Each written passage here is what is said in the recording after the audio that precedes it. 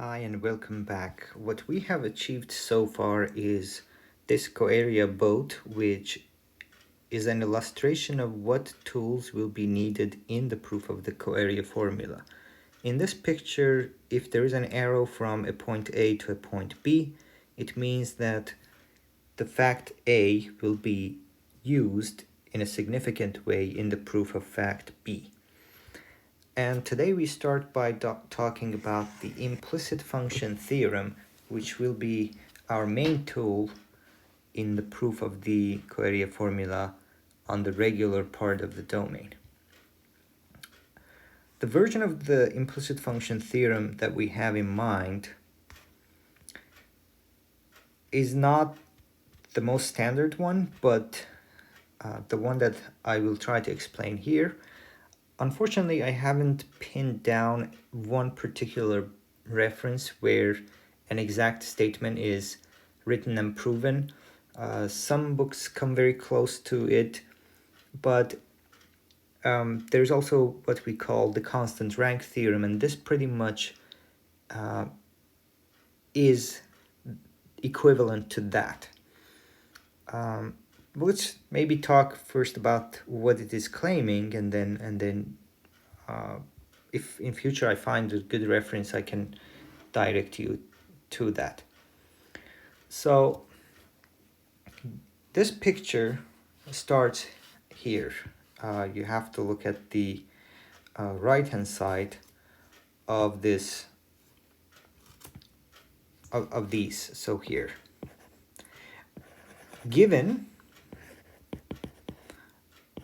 a function from our m into our n, and remember m is always bigger, that is c1, and given a point in the domain where rank of the derivative of f at x0 equals n, the maximum possible.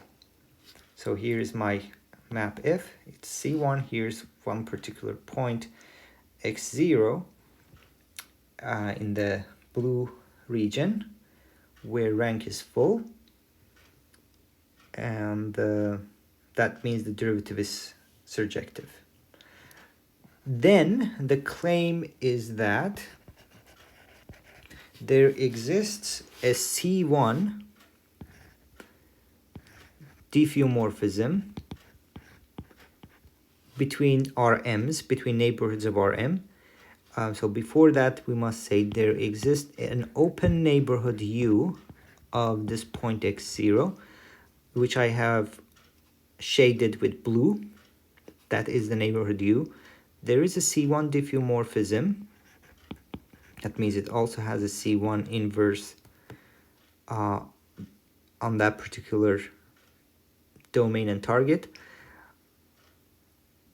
So that when I go into a second copy of our M with G, and then I look at the composition F composed with G inverse, basically saying that this diagram commutes.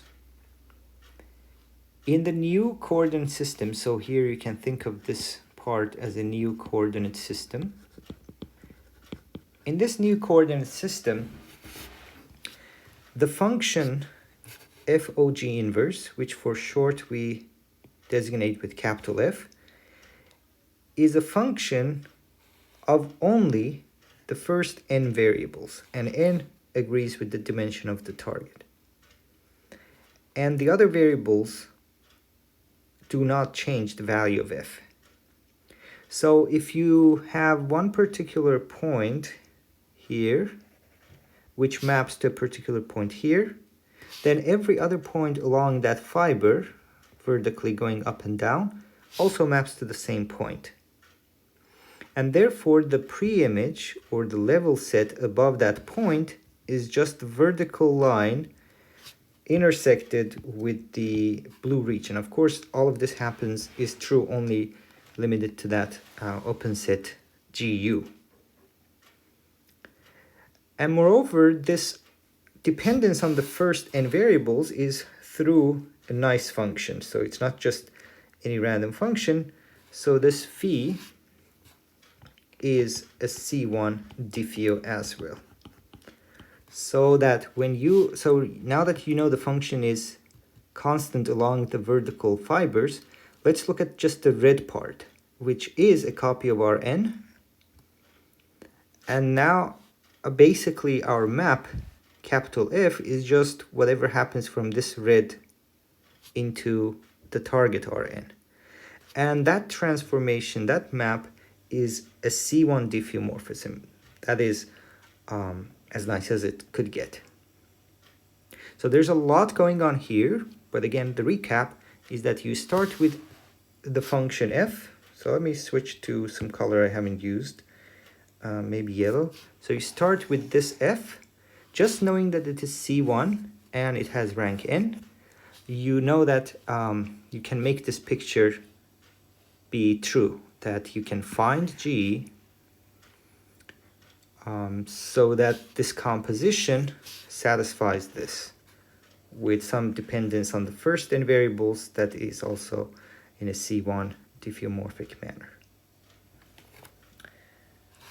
We introduce some notation for simplicity, and that is once you have this green box, we denote the points here by x and denote points in the other complement direction with y's. So xy is just first n plus whatever is left, m minus n many that is left.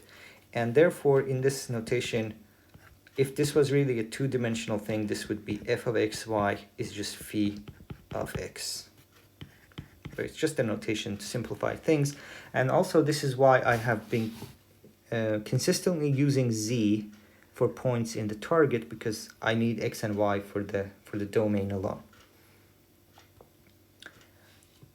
Okay, so that's the implicit function theorem I'm talking about. And notice how the standard implicit function theorem is a way weaker claim than this one. So for that, it's we look at just one level set and say that m minus, so n many of the variables are determined by the other, m minus n many of them, or maybe the other way around. But whatever it is saying is clearly seen in this formula that f only depends on the first n variables.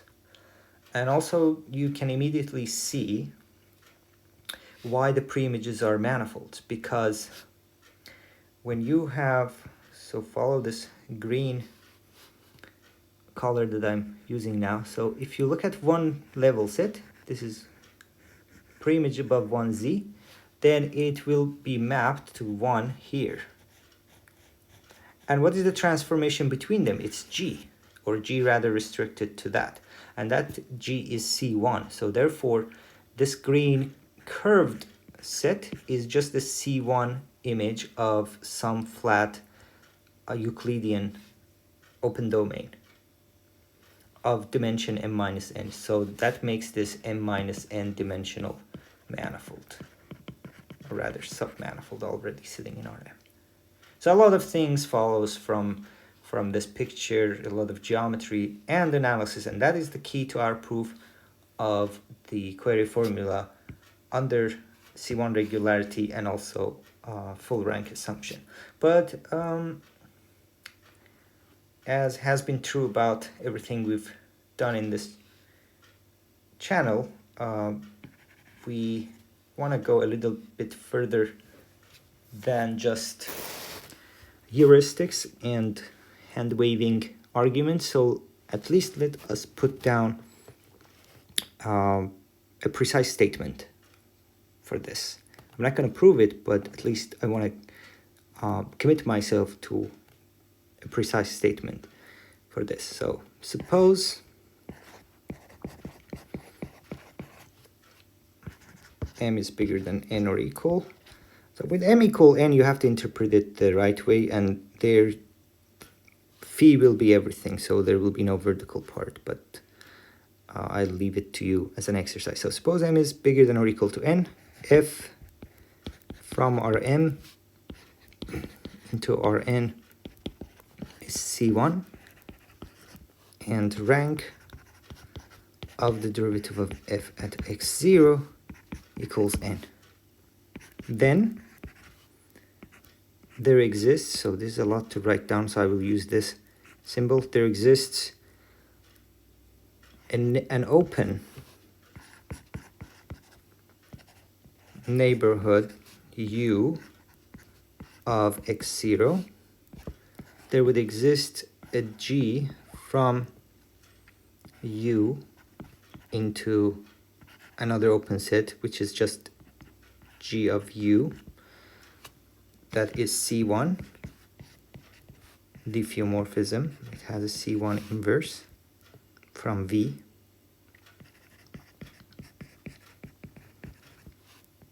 Such that FOG inverse of xy, using the notation above, will be equal to phi of x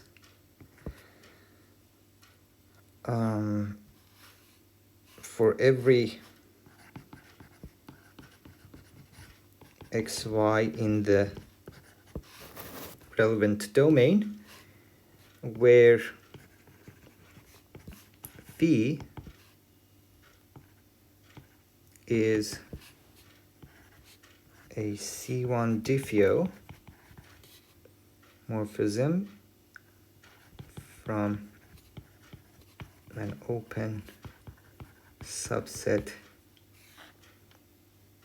of Rn into Rn. Okay, that will be the end of the statement of the theorem. It's a lot, but also, as we discussed, it has a lot of information on the good side. And everything this theorem says is basically what I had in the picture and I extensively discussed. This Rn is the original target Rn. This one is really just the shadow of this V onto the Rn part. So like from here to here, whatever you get along this horizontal Rn. Okay, so at least I gave you this statement, and you may actually, as a great exercise, try to prove this using the ideas from the original proof of the standard implicit function theorem. Okay, so the big question then is, how will this allow us to prove the coarea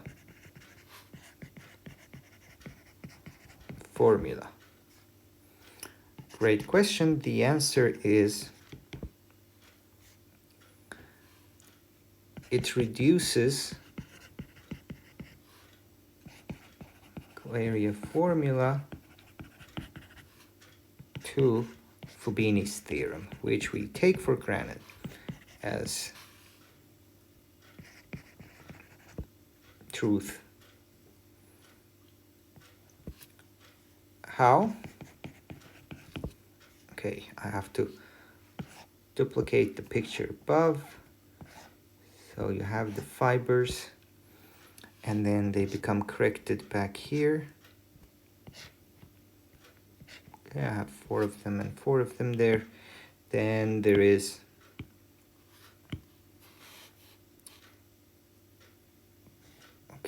this part, which gets mapped to something here and gets mapped to something down here. And here I have a copy of Rn. So here is our original Rm, original map F. So this is all living inside Rn. Okay. I can actually put Rn through this red part. Okay. At least you get to see how I create those pictures and how much pain I go through each time.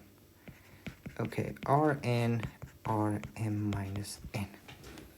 Okay, here is the map.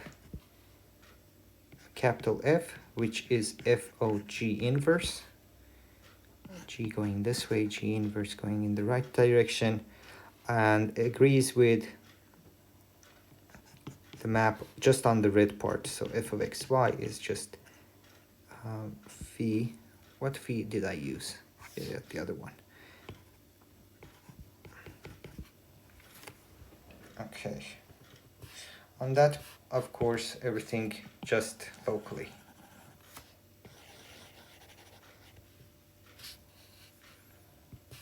Okay, then I pick my z's from here.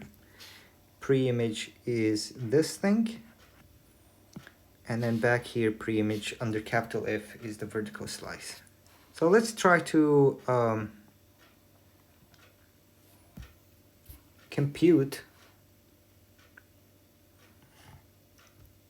one side of the coarea formula. So you pick your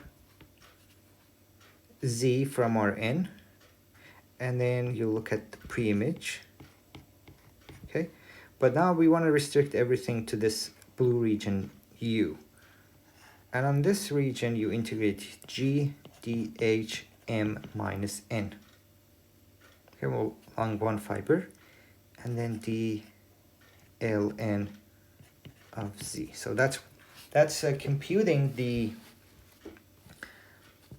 one side of the coarea formula for the original map F. But now I want to go transform everything to the new coordinate system, which is inside this box. So I want to transform all calculations into the nicer geometry. I begin by first observing that, okay, I'm trying to integrate something, so ignore whatever is inside, okay?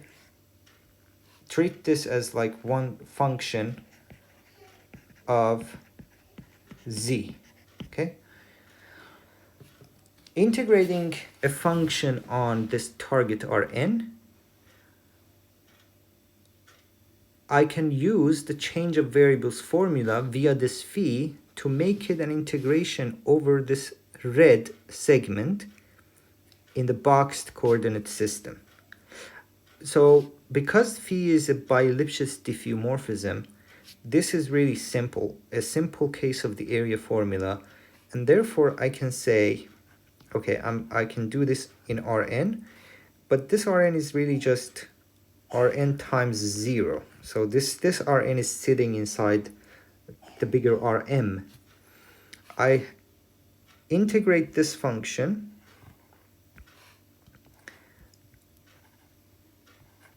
okay, so this function I just need to copy verbatim. Integral u. Not really verbatim, but pull it back. So f inverse of z, this would be phi z. So give me 1 second. So I need clear some notation here. So here, this is z and this is x. Maybe not that, but oops. So here is x, which phi takes to z. So phi is this diffeomorphism from this red segment to that. So I'm trying to so first of all, this integral is occurring on the target Rn. Now I want to write it as an integral over its parameterization. I mean, use phi as a parameterization basically to write it again. So this will be f inverse of the point phi of x intersection with u g dH m minus n. Okay, this is the function just composed with phi. And now comes the Jacobian of the map phi. It's between equal dimensional functions, I mean equal dimensional spaces, so it's just take derivative of phi, which is c1 and is fine, and then take its determinant and its absolute value. So dl n x. So this is just using phi to compute an integral, to do a change of variables. The next thing I want to do is, okay, this interior thing here is integrating my g over this space, which is f inverse of z. I want to transform that to integration back here. So this will be capital F inverse of z. Okay, do you see that? Because x goes to z, that's why that preimage is mapped by g to exactly this preimage.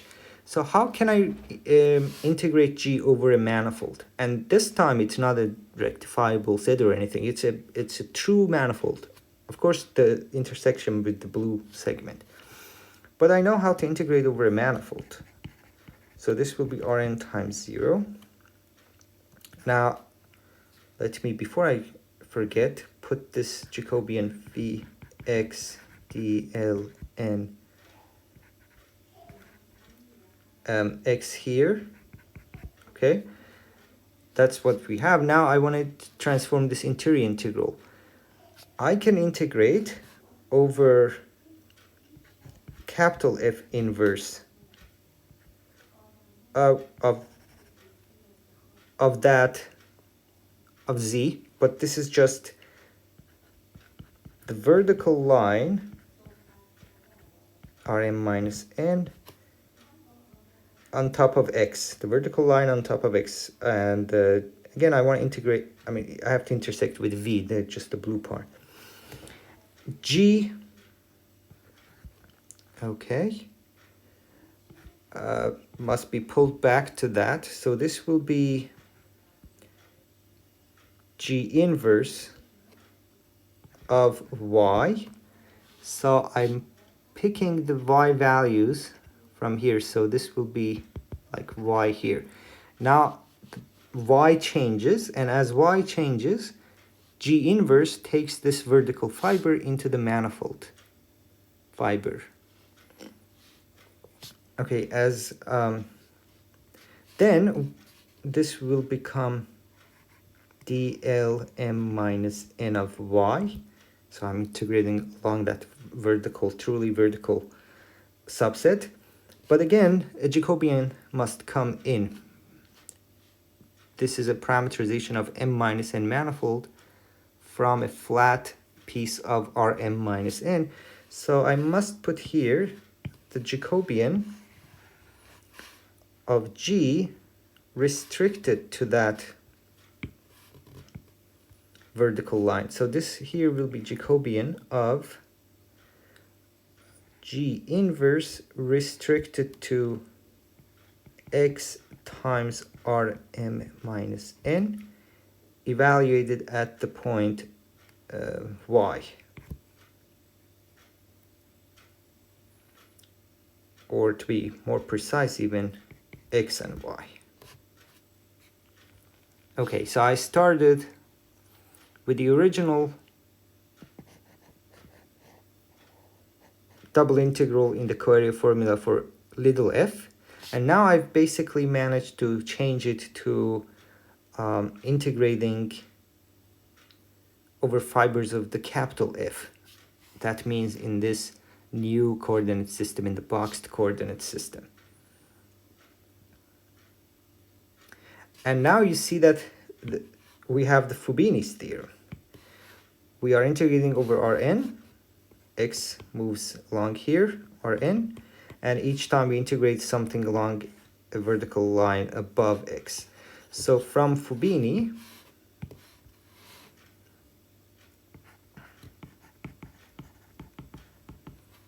this becomes integral over v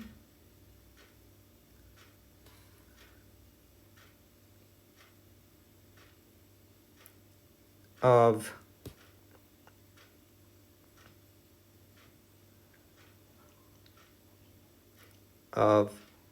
G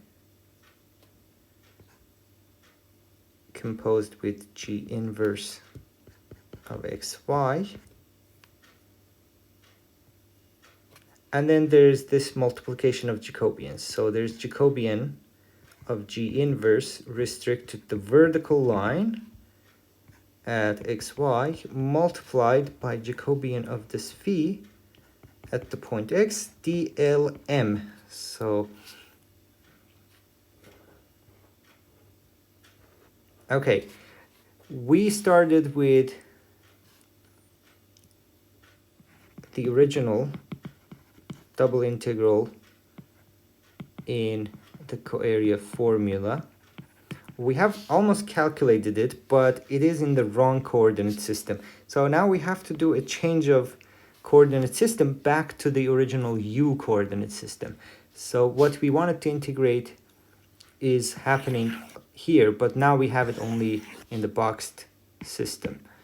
But that is another easy change of coordinate systems, because this is again between equal dimensions.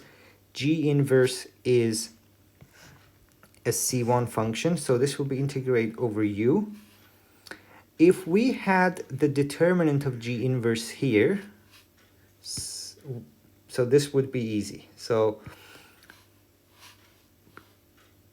if you had determinant of the full function, I mean, we have been using Jacobian. So if you had Jacobian of G inverse, the full Jacobian on all of our m,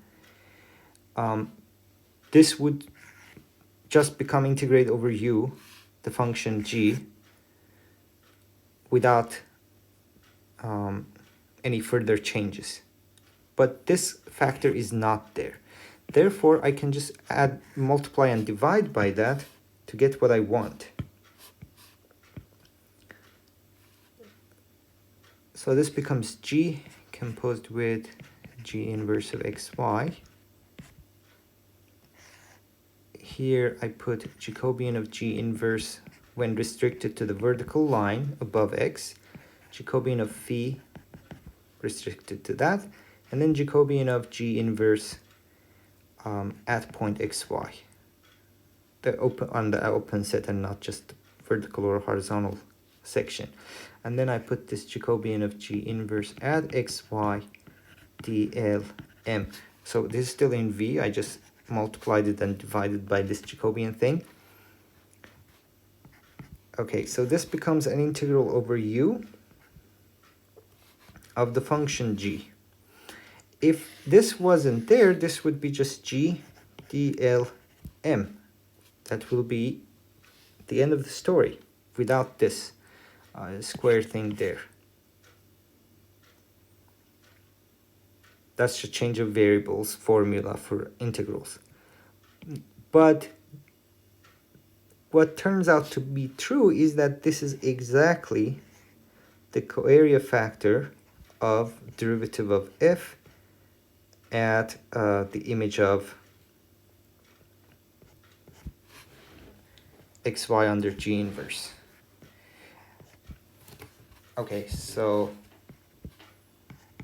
this question mark will follow from our study of the linear algebra behind the coarea factor. Okay.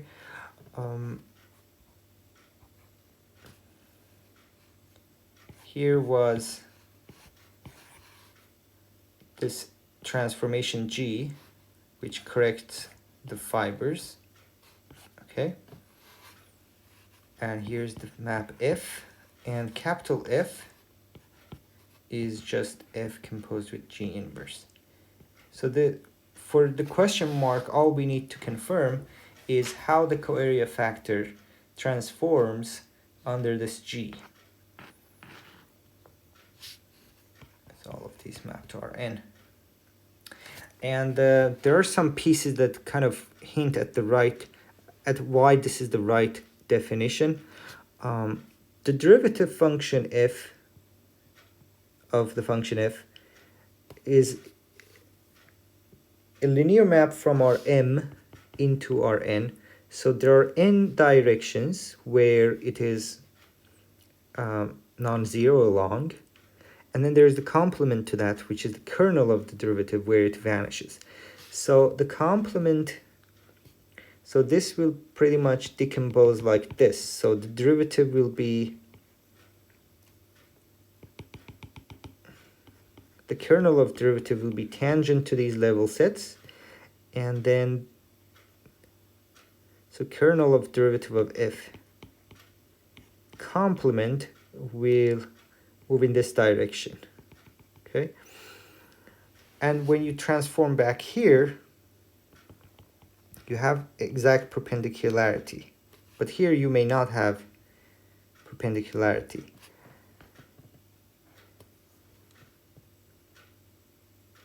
I mean, you do have, but the scalings are different. That's what I'm saying. Like how the G stretches along the direction perpendicular to the level sets may be very different from how it stretches in the directions that go in the other way. And this formula up here separates these parts. So Jacobian phi is responsible for how fast the fibers get separated, and Jacobian G inverse along the vertical lines is saying how each level set gets scaled. So maybe here's a short level set which gets stretched farther, and that Jacobian just along the vertical lines captures that quantity. And the quantity Jacobian G inverse in the denominator is measuring just overall how the m-dimensional volume transforms under G. So it's not, I'm not saying it's an easy formula. We will establish it in our next video. But this is just kind of convincing you that why such a formula can be correct. So that ends the proof module. This question mark, we have the proof of the coarea formula. And this is technical, long, but the philosophy behind it is so geometric and simple. You have to compute something in an arbitrary coordinate system where things are not necessarily easy to deal with. But then there's the implicit function theorem, which changes the coordinate system, basically, where in the new coordinate system you have this exact projection of the map. So you only have one map basically along the horizontal segment, and then the map is constant along the vertical copies of Rm minus n. That simplifies the geometry so much that it basically becomes Fubini's theorem. The only calculations you need to really do is just this question mark, that why the coarea factor equals that, which we will talk about next session because we haven't really gotten deeper into the coarea factor itself and why it is defined in that particular way. So this has done a big deal of job for us toward the proof of the coarea formula. Remember, this required C1 regularity plus the full rank for the derivative. We know that Lipschitz functions can be approximated by C1 functions of a small set. That will be good news, because then this means we can still apply the implicit function theorem. But where the rank is less than n, we have no other choice and no other effective tool than this weak sort theorem. And that will take care of the other part. So, maybe a longer video than I thought, but worth it. There were so much ideas here that we talked about, and I'm happy we did.